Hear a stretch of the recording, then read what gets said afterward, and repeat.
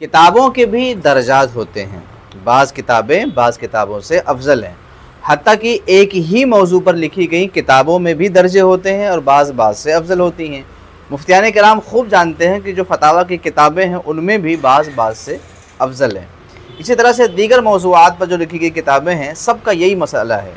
तो जो लोग किताबें पढ़ते हैं वो ख़ास तौर से किसी ज़िम्मेदार आलिम दीन के पास जा कर के पहले समझ लिया करें कि मैं इस किताब का मुताला कर रहा हूँ, इस सिलसिले में मुझे रहनुमाई करें। हो सकता है किताब मुनाजरा पर लिखी गई हो, अब इल्ज़ाम देने के लिए जो एतराज़ात कायम किए गए हों उसे आप दलील बना लें और उसे मुसन्निफ़ का अपना नज़रिया समझ लें, इस तरह भी हो सकता है। तो हमारे जो तलबा हैं तालिबान उलूम नबविया, उनसे गुजारिश है, ख़ास तौर से जो मदारिस दीनिया के तलबा हमसे रब्ता करते हैं, किताबों के बारे में मालूमात चाहते हैं, उनकी मालूमात के लिए मैं अर्ज़ कर रहा हूँ कि आप कोई भी किताब पढ़ना चाहें किसी ज़िम्मेदार आलिम को दिखा लें और उसके बारे में, मुसन्निफ़ के बारे में, किताब के बारे में और उस किताब से मुतअल्लिक़ जो इस्तिलाहात हैं, जो बुनियादी उसूल क़वाइद हैं, जो मुसन्निफ़ ने मुक़द्दमा लिखा है, जो उसका माख़ज़ है, इनको पेश नज़र रखें। ऐसा ना हो कि किताब आपके हाथ में आए फिर आप बिल्कुल मरऊब हो जाएं और मरऊब हो जाने के बाद जो कुछ आपको मिल जाए उसको उठा लें। तो किताबों में रत्बो याबिस भी तो हो सकता है ना, और है। अगर ऐसा ना होता तो आप मुझे बताइए कि अकाबिर अल्लाह ताला ने जिनके ज़रिए से हम तक इल्म पहुँचाया, बड़े अजीम लोग जिनकी महब्बत हमारे ईमान का एक हिस्सा है, उन हजरात के भी तफर्रुदात हैं और तसामुहात हैं। और उलमाए दीन को आप देखिए और उनके इखलास पे कुर्बान जाइए कि उन अकाबिर के तसामुहात व तफर्रुदात की निशानदही भी की है। मुस्तकिल किताबें लिख करके बताया कि फ़ुला फ़ुला के तसामुहात ये हैं, तफर्रुदात ये हैं, और इसके बावजूद उनकी ताज़ीम भी किया, उनसे मोहब्बत भी की। ताज़ीम में कोई कमी नहीं आई, तफर्रुदात अपनी जगह, तसामुहात अपनी जगह, लेकिन ताज़ीम व तौक़ीर में कोई कमी नहीं आई। दूर न जाइए, फतावा रज़विया पढ़ने वाले लोग जानते हैं कि आला हज़रत अज़ीमुल बरकत ने अपने से पहले उलमाए कराम की किताबों पर जो नक़्द किया है और उनकी अज़मत व शान को कबूल भी किया है, आपको हैरान करने वाली बात है। दूसरी चीज़ ये है कि अगर आप तसव्वुफ़ को पढ़ना चाहते हैं या आप फ़िक़्ह को पढ़ना चाहते हैं, ज़ाहिर है तबीयत किसी एक तरफ माइल होगी।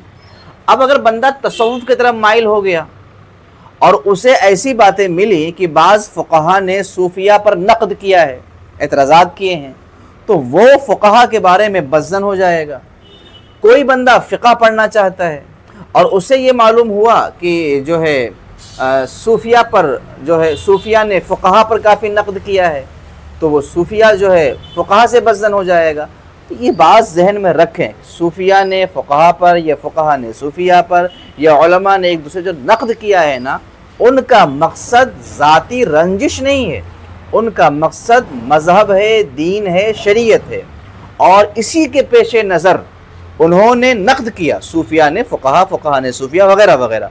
और इस बात का भी ख्याल रखा कि ताज़ीम में कोई फ़र्क ना आए।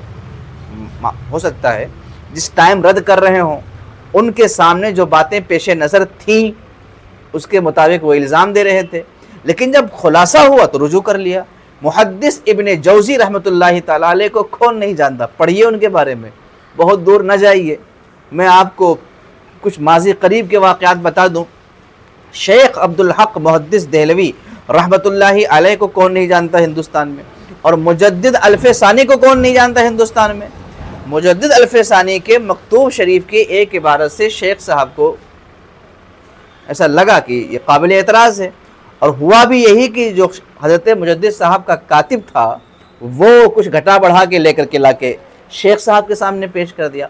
शेख अब्दुल हक मुहद्दिस देहलवी ने उस पर एतराज़ किया। ये एतराज़ का सिलसिला इतना लंबा चला कि तकरीबन 300 किताबें लिखी गई जानबैन की तरफ से। उस ज़माने में गुजरात, कर्नाटका, क्या कहते हैं, सूरत, हैदराबाद, औरंगाबाद, दिल्ली, पानीपत और दूसरे इलाक़ों से मुस्तकिल एक दूसरे के ख़िलाफ़ किताबें लिखी जाती थी। मगर आपको हैरत होगी कि इन दोनों बुज़ुर्गों में मोहब्बत फिर भी बाकी रही, इनके औलादों में मोहब्बत बाकी रही, और उलमाए दीन जो इन किताबों को पढ़ते हैं वो खूब जानते हैं। तो मैं आज आपको बताता हूँ कि अगर आपकी तबीयत सूफिया की तरफ माइल है और आपने देखा कि फ़ुक़हा ने उन पर नक़द किया, तो आप फ़ुक़हा से बज़्ज़न न हो। अगर आपकी तबीयत फ़ुक़हा की तरफ माइल है और देखें कि फ़ुक़हा ने जो है क्या कहते हैं सूफिया ने फ़ुक़हा पे तंज़ किया है, तो बज़्ज़न न हो, इस किताब का मुताला करें। शेख अब्दुल हक मुहद्दिस देहलवी रहमतुल्लाहि ताला अलैह ने बड़े अहसन अंदाज में इन बातों को समझा दिया कि आखिर ये हज़रात ऐसा क्यों करते थे और इनके पेश नज़र कौन सी बातें होती थीं। आला हज़रत ने अपने फतावा के अंदर भी जगह जगह इन बातों की निशानदेही की है।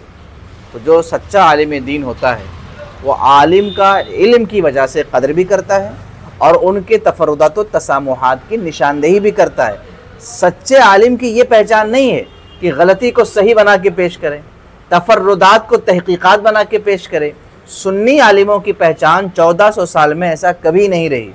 वो नक़द भी करते रहे, ताज़ीम भी करते रहे और इंशाअल्लाह करते रहेंगे। तो इसका मुताला आपके लिए बहुत मुफीद है।